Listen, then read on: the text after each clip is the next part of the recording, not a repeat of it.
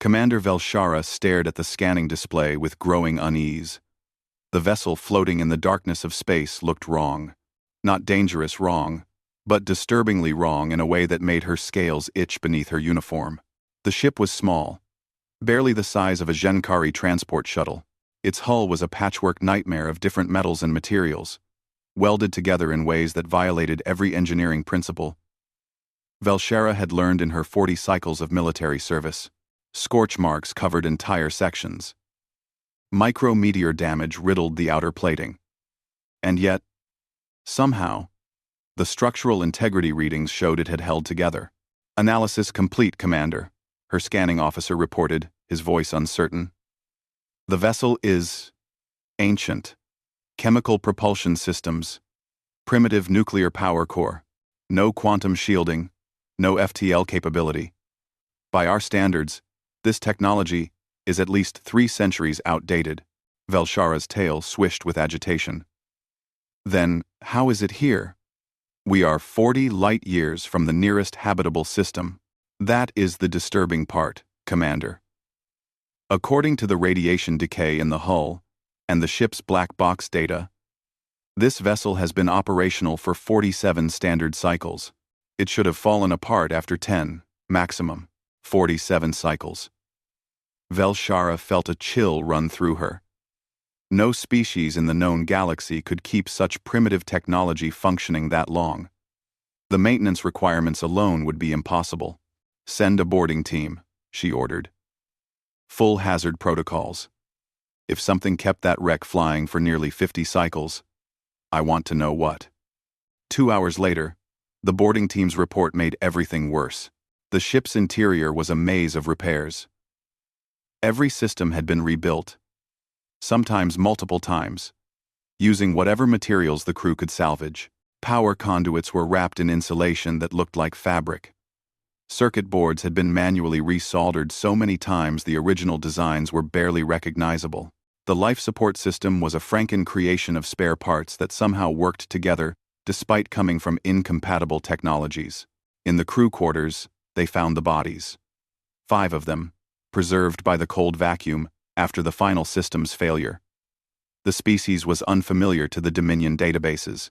They were bipedal, relatively small, with soft skin instead of scales or chitin. Their hands had 5 flexible digits, perfect for fine manipulation work. But it was the personal logs that truly frightened Velshara. She watched the recordings in her private quarters, unable to look away. A female crew member, the ship's engineer, spoke directly to the camera. Her face was gaunt, exhausted, but her eyes burned with determination. "Day 1412. Main reactor is failing again. We've patched it 17 times now. 18 if you count the thing with the cargo bay plating that I'm not putting in the official log. Chen says we're 3 weeks from the waypoint. We just need to hold together 3 more weeks." Velshara skipped forward. Day 1600. The same woman, thinner now, with dark circles under her eyes. "The reactor patch failed. We're running on backup power. I've cannibalized everything that isn't essential. No heat in the crew quarters. No hot food. But we're still moving. We're still alive. We'll make it." Day 1700. A different crew member, male, probably the captain based on his uniform. "If anyone finds this, we are the science vessel Endurance out of Earth. We've been studying stellar formation in the Perseus Arm. Our mission was supposed to last 3 years. We should have turned back when the reactor first showed problems, but we were so close to breakthrough data. If we don't make it home, tell Earth what we found. Tell them it matters. Tell them it was worth it." The final entry was just the engineer, barely able to sit upright. "Life support critical. We have maybe 6 hours of oxygen left." Chen rigged the distress beacon, using parts from his personal equipment. "It should broadcast for years. If anyone finds us, tell our families we tried. Tell Earth we made it 47 years, on a ship rated for 15. Tell them." She smiled then, a broken, proud smile. "Tell them the Endurance earned her name." Velshara sat in silence after the logs ended. She called up the ship's technical specifications again, cross-referencing them with the boarding team's damage assessment. The vessel had suffered 3 major hull breaches, 2 reactor meltdowns, complete guidance system failure, and countless smaller catastrophes. Each time, the crew had patched it together and kept going. This was a science vessel, a research ship crewed by explorers and academics, not warriors or engineers, and they had kept their dying ship operational through sheer bloody-minded refusal to quit. A horrible thought crept into Velshara's mind. She accessed the Dominion's xenological database, searching for any reference to Earth or humans. Nothing. This species was unknown. First contact. She pulled up a stellar map, tracing the ship's trajectory backward. 47 cycles at sublight speed. The computer calculated the origin point, a small yellow star. Catalog designation G2V447, approximately 60 light-years away. Velshara began writing her report to the High Council, choosing each word carefully. She detailed the ship's impossible endurance. She highlighted the crew's resourcefulness and determination. She noted that these humans had ventured into deep space with technology that would kill any rational species. And she included one final observation that would haunt her. If their scientists show this level of perseverance in the face of certain death, we must ask ourselves, what would their warriors be capable of?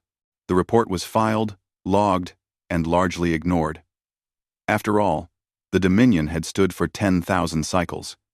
What threat could one primitive species pose? Velshara looked at the image of the Endurance one final time before closing her files. The battered, patched, impossible ship that refused to die. She whispered a prayer to gods she didn't believe in that the Dominion would never have to find out what humanity was truly capable of. Velshara could not stop thinking about the human ship. 3 months had passed since the Endurance had been towed to a research facility, and she had spent most of her off-duty hours studying the recovered data. The High Council had praised her for the discovery, then promptly filed it away as a curiosity. But Velshara felt something the Council did not. A deep, instinctive dread. The human database was extensive. It seemed the Endurance crew had carried much of their species' history with them, perhaps to stave off loneliness during the long years in deep space. Velshara absorbed it all, watching thousands of hours of recordings, reading translated documents, studying images of the human homeworld, Earth. The name itself sounded harsh, abrupt. The planet looked beautiful in orbital photographs, swirled with white clouds and blue oceans. But the more Velshara learned, the more she understood that Earth was a death world that had spent billions of years trying to kill anything that lived on it. The gravity was higher than most civilized worlds. The atmosphere had once been toxic until microscopic life had transformed it. The weather was chaotic and violent, spawning storms that could flatten entire cities. Earthquakes shattered the ground without warning. Volcanoes erupted, blotting out the sun for years. Ice ages came and went, covering continents in glaciers kilometers thick, and the life. By the gods, the life that had evolved there. Velshara watched footage of Earth's predators with horror. Creatures called sharks that were living weapons, unchanged for millions of years because they had reached evolutionary perfection at killing. Bears that could crush a human skull with one swipe of their paws. Tiny insects that carried diseases capable of wiping out millions. Microscopic organisms that could eat human flesh, plants that were poisonous to touch. Humans had evolved surrounded by things trying to kill them, and they had won. But that was not what frightened Velshara most. It was how humans had reached space. The Genkari had developed spaceflight after achieving global peace and unity. It had taken them 3,000 cycles of careful technological advancement, with safety and caution guiding every step. Their first orbital flight had a survival rate of 99.7%. Humans had gone to space while still divided into hundreds of warring nations. Their first orbital flights had killed dozens of pilots. They had strapped themselves to controlled explosions and hoped for the best. The survival rate for early human space missions was barely 70%, and they had kept going anyway. Velshara found records of something called the Apollo program. Humans had landed on their moon using computers less powerful than a modern children's toy. The spacecraft had been built by the lowest bidder. One mission had suffered a catastrophic explosion that should have killed everyone aboard. But the crew had jerry-rigged repairs and made it home alive. The phrase "failure is not an option" appeared repeatedly in the records. The Mars colony was even worse. The first settlement had lost life support 3 times in 5 years. Each time, the colonists had cannibalized other systems to keep themselves alive. They had used duct tape, wire, and sheer desperation to survive until supply ships arrived. One engineer had famously kept the water recycling system operational for 6 months, using parts from a children's toy and his own belt buckle. Asteroid miners worked in conditions that violated 47 Dominion safety regulations as standard procedure. They operated without backup systems, without proper shielding, without emergency evacuation options. The casualty rate was 30%, and there was a waiting list of volunteers. Velshara discovered a human saying that appeared in multiple contexts. If it's stupid, but it works, it isn't stupid. It seemed to define their entire approach to engineering. End quote. We can stain, in 7D, and in smarring, but the historical records of human warfare made everything else pale in comparison. Humans had been fighting each other for their entire recorded history. Not occasional border disputes or resource conflicts like civilized species, but constant, brutal, innovative warfare. They had developed weapons of such horrifying efficiency that they had frightened themselves. Chemical weapons that dissolved lungs. Biological weapons that spread plague. Nuclear weapons that could destroy entire cities in seconds. And they had used all of them. Then they had decided some weapons were too terrible even for them. They had written treaties banning chemical weapons, biological weapons, landmines, and other horrors. But Velshara noticed something chilling. They had banned the use, not the knowledge. The schematics remained in archives. The research was preserved. Just in case, she found military training manuals that outlined tactics no sane species would consider. Humans trained soldiers to fight without weapons, using only their hands to kill. They taught pilots to fly damaged aircraft back to base with missing engines and holes in the fuselage. They had special forces units that specialized in operating behind enemy lines, cut off from support, for months at a time. One document made Velshara's blood run cold.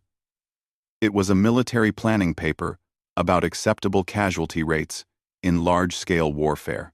The humans calculated that they could sustain 30% casualties in a major conflict and still maintain offensive operations.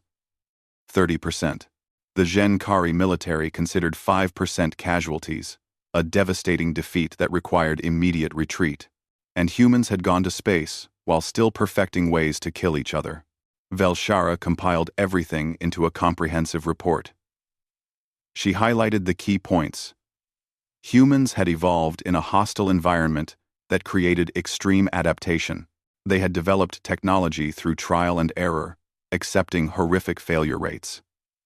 They had colonized their solar system using equipment that barely worked. They were divided into competing factions that had been at war for millennia, and they had weapons technology that focused on maximum lethality. She presented her findings to the High Council in person. Something rarely done for xenological reports. The humans are dangerous, she concluded. Not because they are advanced, but because they do not think like we do. They accept risks that would paralyze any civilized species. They overcome obstacles through sheer persistence rather than elegant solutions. And they have extensive experience in warfare. High Counselor Treshkan listened politely, then dismissed her concerns with a wave of his hand. Commander Velshara, your thoroughness is commendable. But you are overreacting. Yes, humans are tenacious. Yes, they are violent. But they are also primitive. They have no faster than light travel. They are confined to a single star system. They pose no threat to the Dominion. But Counselor, Velshara protested. The Endurance traveled 40 light years using sublight engines. If they can do that with what they have now, imagine what they will do when they develop better technology. If they develop better technology, Treshkan corrected. Most species never achieve FTL. The humans may remain in their system forever. And even if they do develop interstellar travel, it will take them centuries. We need not concern ourselves with distant possibilities. The Council voted to classify the human data as interest low, threat minimal. The Endurance was shipped to a museum. The bodies of the crew were preserved for potential future diplomatic purposes. The file was closed. Velshara returned to her duties, but she could not forget the images she had seen. Human astronauts riding pillars of fire into space. Human engineers fixing impossible problems with inadequate tools. Human soldiers training to fight against impossible odds. She had tried to warn them. She had shown them the data. But the Dominion had ruled the galaxy for 10,000 cycles. They could not conceive of a threat from a species that had not even left their own solar system. In her quarters that night, Velshara watched the final log entry from the Endurance one more time. The engineer's proud, broken smile. Her words, "Tell them the Endurance earned her name." Velshara understood now. It was not just the ship's name. It was humanity's defining characteristic. They endured. They persisted. They refused to quit, no matter how impossible the situation became. And the Dominion had just made the fatal mistake of believing that would never matter. 5 years passed before the Dominion encountered humanity again. In that time, Velshara had been promoted twice, more for her persistent warnings about emerging species than any acknowledgement of her concerns about humans. She had almost convinced herself that the High Council was right. Perhaps humans would remain in their solar system. Perhaps they were not the threat she had feared. Then the scouts discovered the colony on Kepler 442b. The planet was unremarkable by Dominion standards, a rocky world with breathable atmosphere and adequate water. It orbited a stable star in an unclaimed sector of space.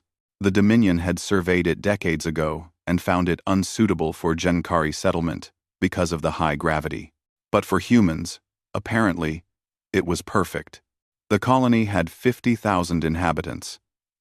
They had arrived 20 years ago in 3 massive generation ships that must have taken decades to build. The settlement was primitive, but functional. Buildings made from local materials. Agricultural domes growing earth crops. Mining operations extracting minerals.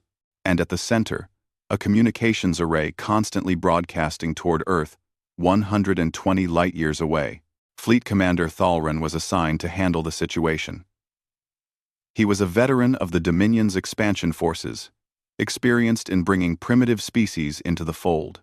Velshara was attached to his command as a xenological advisor. She had requested the assignment specifically. "It is simple," Thalren explained during the briefing. "We offer them protection and access to Dominion technology in exchange for acknowledging our sovereignty. If they refuse, we make a show of force. They submit. No species has ever chosen destruction over membership in the Dominion." Velshara tried to explain what she knew about humans, but Thalren waved her off. "I have read your reports, Commander. Yes, they are persistent. Yes, they are violent. But they are also isolated and primitive. We have 12 warships. They have mining equipment and farming settlements. This will be resolved quickly." The fleet arrived at Kepler 442b in standard formation, weapons powered but not armed. It was meant to be impressive but not threatening. Thalren opened communications and delivered the standard speech. The Dominion offered peace, prosperity, and protection. All the humans had to do was accept Dominion authority. The response came from someone who identified herself as Governor Elena Vasquez. She appeared on the screen. A middle-aged woman with gray-streaked hair and tired eyes. "Thank you for the offer," she said in carefully pronounced Genkari trade language. "We request 24 hours to discuss this with our people and consult with Earth." Thalren was surprised by her fluency, but agreed readily. 24 hours was nothing. It gave the humans time to accept the inevitable.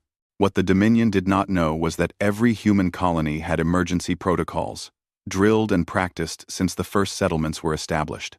And the protocols all started with the same assumption. If aliens show up with warships and demands, they are hostile. Velshara watched the colony from orbit during those 24 hours. She saw lights moving in patterns that suggested organization, not panic. She saw the mining operations shut down and equipment being moved.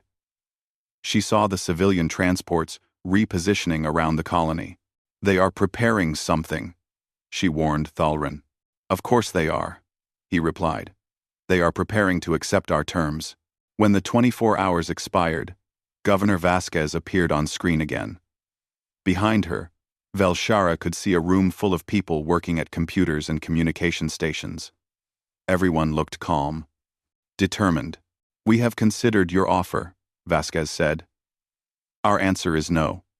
Kepler 442b is a human colony operating under the authority of the United Earth Colonial Administration. We are not interested in joining your dominion. We ask that you respect our sovereignty and leave our space." Space. Thalren's face darkened. "Governor, you do not understand the situation. You cannot refuse. We have 12 warships. You have no defenses. I am offering you the choice to join peacefully. Do not force me to demonstrate our superiority." Vasquez smiled. It was not a friendly smile. "Commander, we understand the situation perfectly. You have warships. We have 50,000 people who traveled 120 years from home to build a new world. We are not leaving. And we are not surrendering." "Then you are choosing death," Thalren said coldly. "We are choosing freedom," Vasquez replied. "Come and take it if you can." The transmission ended. Thalren ordered the attack immediately. The 12 warships moved into bombardment positions. Standard procedure. Destroy military targets first. Then demand surrender before targeting civilian areas. That was when everything went wrong. The colony had no visible military installations. No defense platforms. No shield generators. What it did have was 50,000 humans who had spent 24 hours turning everything they owned into weapons. The mining lasers, designed to cut through solid rock, had been repositioned and recalibrated. When the Dominion ships came into range, 12 beams of coherent light lanced out and struck shields that were not designed to handle sustained industrial cutting lasers. The ore launchers, meant to shoot processed minerals into orbital collection points, began firing solid metal slugs at impossible velocities. Thousands of them, each one accelerated to a significant fraction of light speed. The Dominion's point defense systems were overwhelmed in seconds. Chemical rockets, meant for moving cargo between ground and orbit, were loaded with mining explosives and sent on collision courses. They were slow and easy to shoot down. But there were hundreds of them, and each explosion created shrapnel fields that damaged Dominion sensors. And then the cyber attacks started. Humans had invented computer viruses centuries ago. They had spent generations developing offensive code for military and corporate espionage.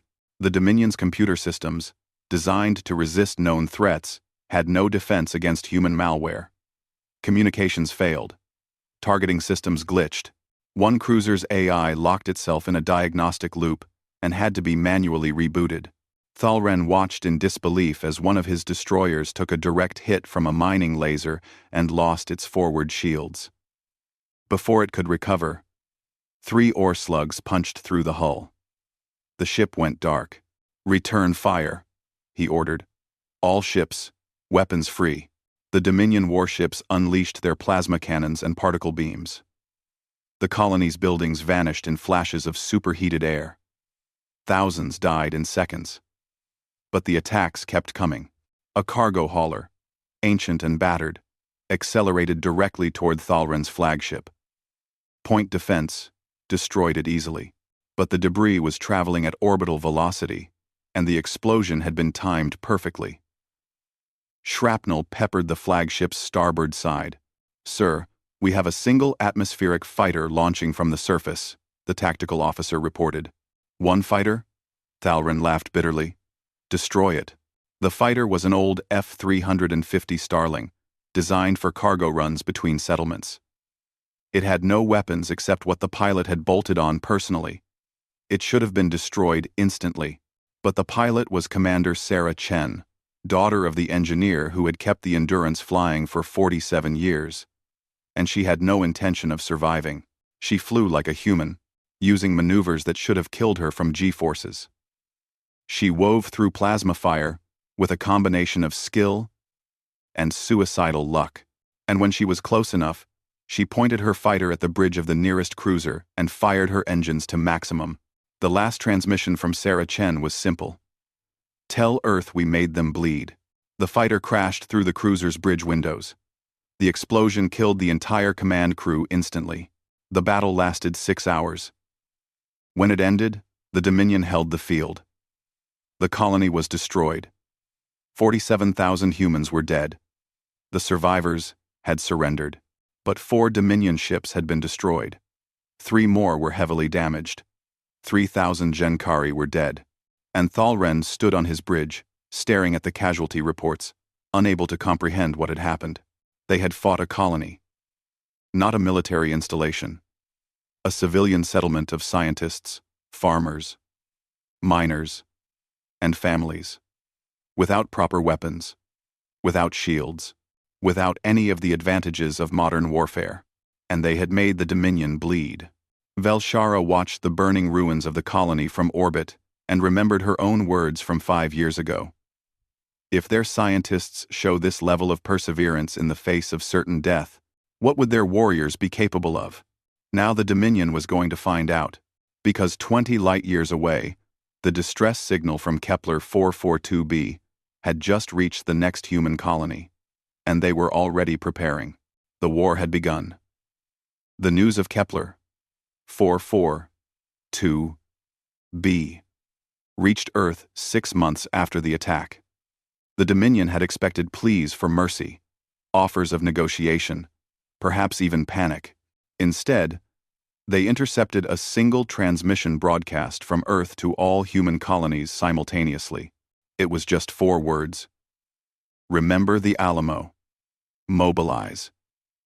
Rhyme. Velshara had to research the reference. The Alamo had been a battle on Earth, centuries ago, where a small group of humans had fought to the last person against overwhelming odds. They had lost, but their sacrifice had inspired their nation to fight harder. The battle cry, "Remember the Alamo," had become synonymous with defiance and revenge. Now humanity had a new Alamo, and they were responding exactly as their history suggested they would. Within weeks, every human colony went to total war footing. Mining stations became weapons factories. Agricultural settlements began producing military supplies. Scientific research shifted entirely to weapons development. And most terrifying of all, the colonies began sharing everything. Nations that had been rivals on Earth were now pooling resources, sharing military technology, combining industrial capacity. Earth's 12 billion people united for the first time in their history. The United Earth Defense Force was created overnight, combining military units from 200 nations. Generals who had been enemies were now planning joint operations. Scientists who had never met were collaborating on weapons research.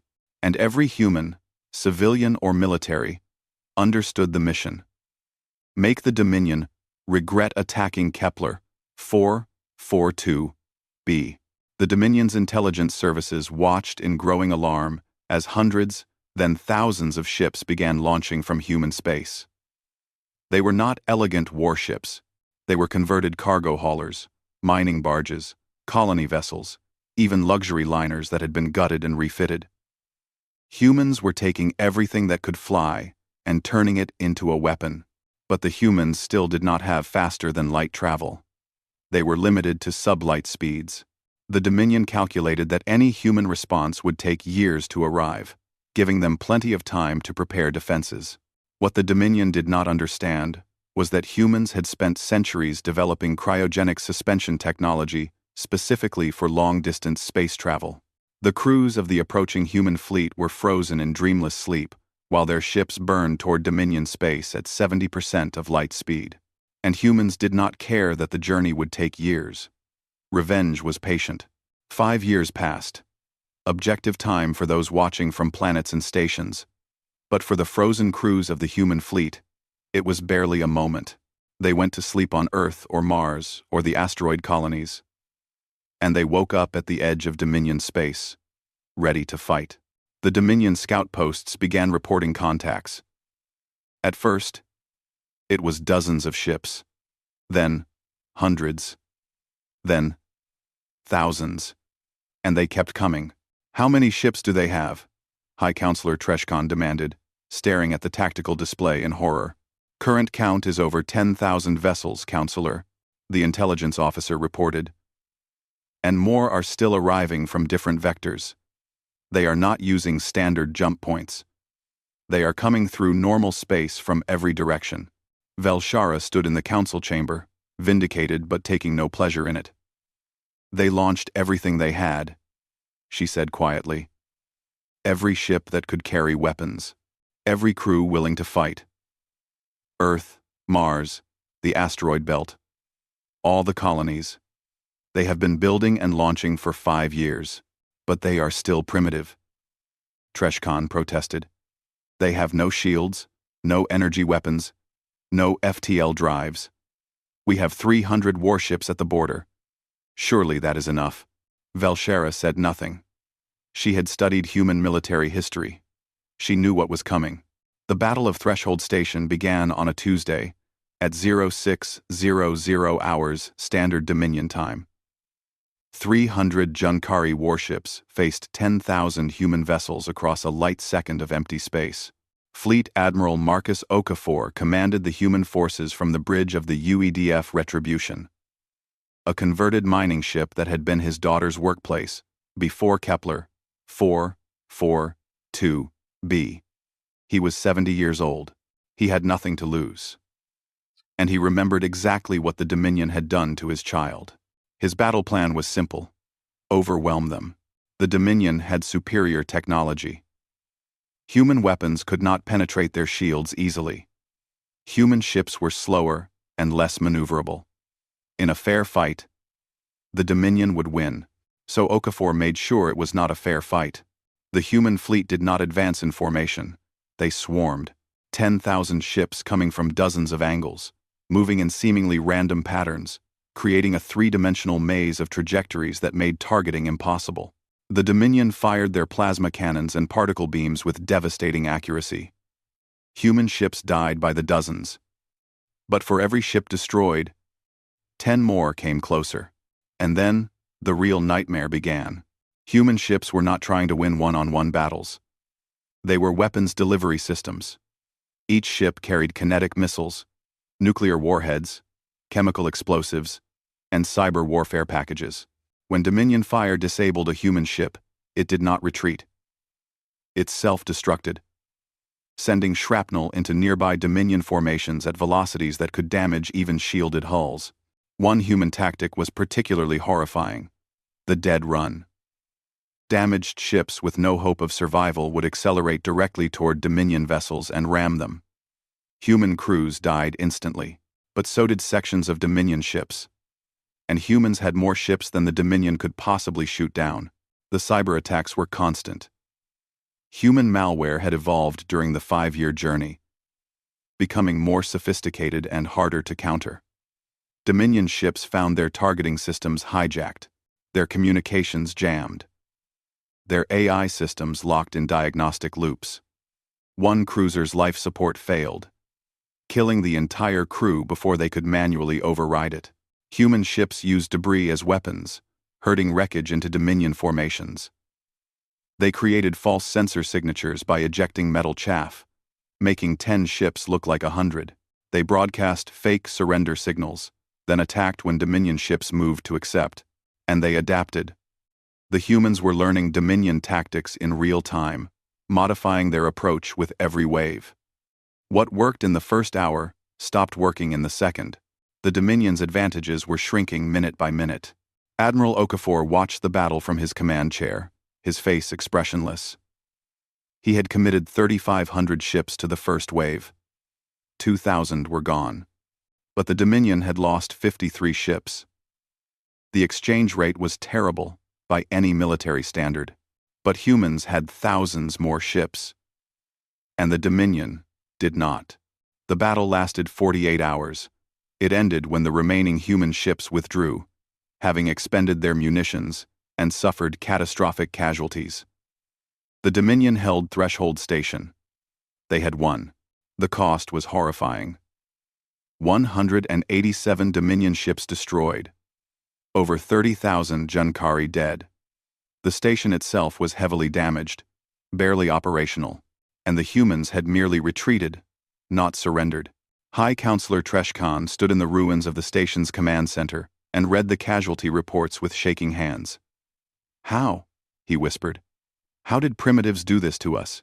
Velshera provided the answer. "Because we are fighting to defend territory. They are fighting to avenge their dead. Because our tactics assume rational opponents who want to survive. They are willing to die if it hurts us. Because we have technology. But they have numbers, creativity, and absolute refusal to accept defeat. But we won," Treshkan said desperately. "We held the station. We won a battle," Velshara corrected. "But Earth launched over 100,000 vessels. We just fought 10,000. Where do you think the rest are?" The answer came 3 weeks later when human fleets appeared simultaneously at 7 different Dominion border systems. Different composition, different tactics, learning from Threshold, getting better. The Dominion mobilized its full military might. 1,000 warships, hundreds of thousands of troops. The largest military deployment in Dominion history. And across human space, more ships were launching, more crews were volunteering, more weapons were being built. The Dominion had superior technology. But humans had transformed their entire civilization into a war machine. And war was something humans had been practicing for 200,000 years. Admiral Okafor reviewed the intelligence reports from his quarters aboard the Retribution. The Dominion thought they had seen the worst humanity could do. They had no idea. The real weapons, the truly horrifying tools of war that humanity had developed and then banned as too terrible to use, were still locked away. Chemical agents that could contaminate entire atmospheres. Biological weapons that could wipe out populations. Self-replicating nanomachines. Artificial intelligence, designed for maximum destruction. Weapons that humans themselves feared. The treaties banning those weapons had been signed by nations at peace, but humanity was no longer at peace. And those treaties only banned the use of such weapons against other humans. The Dominion had killed 47,000 civilians. They had started this war, thinking humans were primitives who could be easily conquered. Now they were going to learn what happens when you awaken a sleeping giant that has spent millennia perfecting the art of warfare. The second wave was already on its way. And it would be worse. 2 years into the war, the Dominion economy was collapsing. Every victory cost more than they could afford to replace. Human tactics evolved with every engagement, forcing the Dominion to constantly adapt their defenses. And worst of all, the Dominion's subject species were beginning to rebel, inspired by the humans' stubborn resistance. Velshara reviewed the latest intelligence reports with growing despair. The humans had done something the Dominion thought impossible.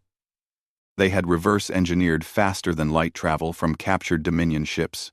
It was crude, inefficient, and prone to catastrophic failure.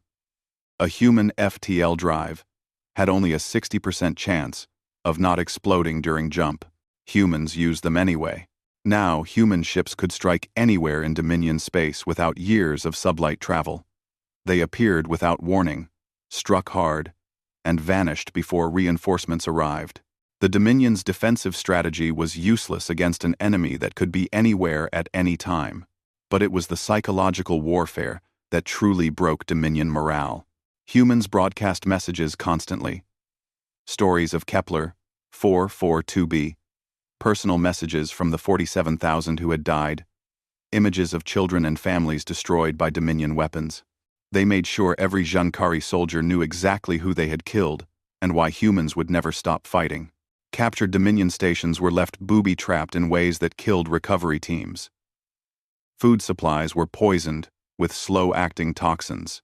Computer systems were infected with viruses that lay dormant for months before activating. Humans did not fight fair because they had never promised to fight fair. And then the biological weapons appeared. The Dominion had banned biological warfare 10,000 years ago. It was considered barbaric, a weapon of the uncivilized. Humans had banned it too. Back on Earth. But humans were pragmatic about their morality. The treaties had only banned using bioweapons against other humans. The Jankari biology was different enough that human diseases should not have affected them.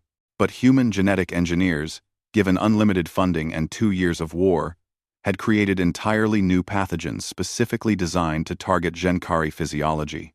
The plagues were not lethal. That was the truly terrifying part. They caused pain, weakness, and fear, but rarely death. Human propaganda broadcasts made it clear. They could kill every Jankari in the Dominion if they wanted. They were choosing not to. But they could change their minds. High Counselor Treshkan, now looking decades older than his actual age, finally accepted what Velshara had been saying for 7 years. The Dominion could not win this war. They could slaughter millions of humans, and humanity would just keep coming. They could destroy 100 human ships, and humans would send 1,000 more. Every victory was paid for in blood and treasure. The Dominion could not afford to lose. We must negotiate, he admitted in a private council session. Before they deploy something we cannot recover from, they will demand our surrender. Another counselor protested. We cannot submit to primitives. They are not primitives, Velshara said quietly. We were primitives for thinking their technology level mattered more than their determination. And they do not want surrender. They want what we took from them, the right to exist without interference. The Dominion sent out diplomatic signals on all frequencies. They requested negotiation. They offered ceasefire terms. And they waited. The human response came 3 days later. A single ship, unarmed, requesting permission to dock at the Dominion capital station. Inside was Admiral James Okafor, the man who had commanded the Battle of Threshold Station. The man whose daughter had died at Kepler 442b. Velshara met him in the diplomatic chamber, now elevated to High Council after her predictions had proven devastatingly accurate. She studied the human carefully. He was old, with dark skin weathered by years in space, and gray hair cut military short. His eyes were tired but alert. He wore a simple uniform with no decorations except a small ribbon that, according to her research, represented personal loss. Admiral Okafor, she greeted him in careful English. I am Commander Velshara. I wish to express my personal sorrow for what happened at Kepler 442b. I tried to prevent this war. I'm could do. Okafor regarded her for a long moment. I read your reports. The ones you filed before the attack. You were right about us. I appreciate that you tried. The negotiation took 3 days. The Dominion expected harsh terms, perhaps demands for territory or tribute or military disarmament. What they got was surprising. The human demands were simple. Complete withdrawal from human space, defined as all systems within 50 light-years of Earth or any established human colony. Technological exchange on equal terms, not as superior to primitive. A mutual defense pact, with terms that treated both sides as equals. and formal recognition of human sovereignty. No reparations, no occupation, no subjugation, just respect and distance. Treshkan could not understand it. You have won. You could demand anything. Why ask for so little? Okafor leaned back in his chair, looking every one of his 72 years. Counselor, we did not start this war to conquer you. We started it because you attacked our people. We want to be left alone to build our civilization in peace. We want to make sure that what happened at Kepler 442b never happens again. That is all. But your people, Treshkan pressed, they will demand revenge. Justice. Justice was the Battle of Threshold Station, Okafor replied flatly. Justice was making you understand that humans will not be easy prey. Justice was proving we have the right to exist on our own terms. Revenge would be turning your worlds into graveyards. We could do that, but we choose not to. Velshara asked the question that had haunted her since she first watched the logs from the Endurance. Admiral, why do you fight so hard? Why endure so much? Your losses have been catastrophic by any measure. Yet you never even considered surrender. Okafor smiled, but there was no humor in it.